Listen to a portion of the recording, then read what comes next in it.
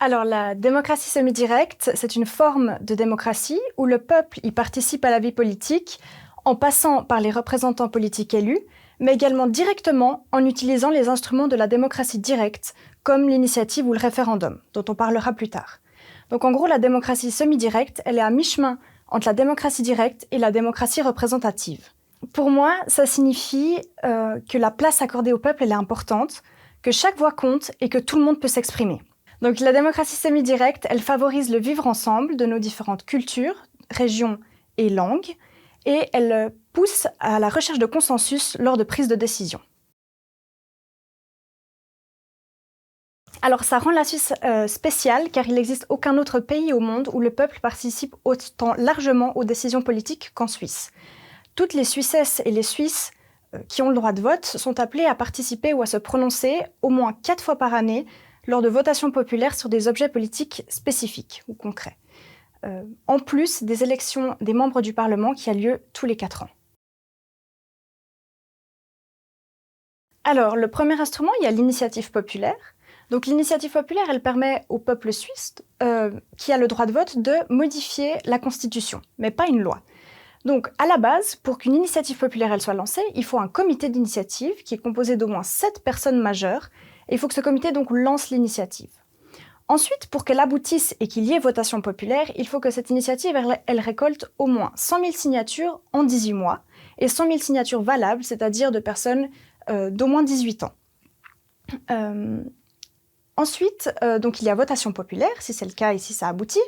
Et là, le Conseil fédéral et le Parlement se prononcent sur l'initiative et proposent soit d'accepter, soit de la rejeter.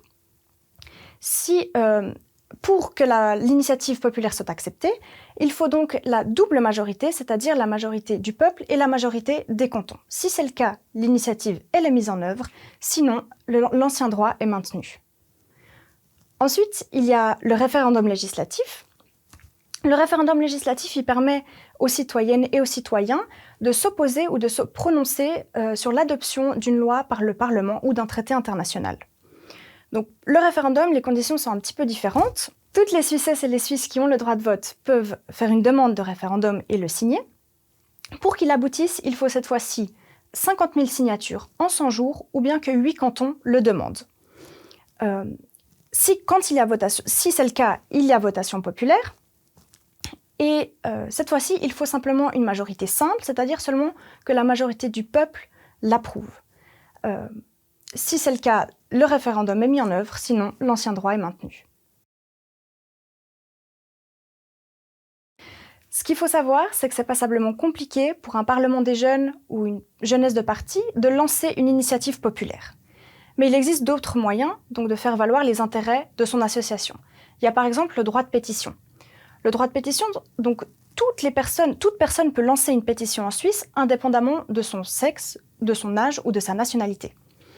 Ce qu'il faut savoir, c'est que la pétition, elle n'a pas de valeur juridique, mais elle exprime une opinion et le destinataire est tenu d'en prendre acte. Un autre moyen, c'est donc de se tourner vers les élus politiques, de leur parler directement, afin qu'il ou elle utilise les instruments parlementaires comme la motion, l'interpellation ou le postulat. C'est un bon moyen de mettre à l'agenda politique des questions qui sont chères aux organisations de jeunesse, par exemple comme l'initiative sur le droit de vote à 16 ans. On reviendra plus précisément sur ces instruments dans la suite du cours.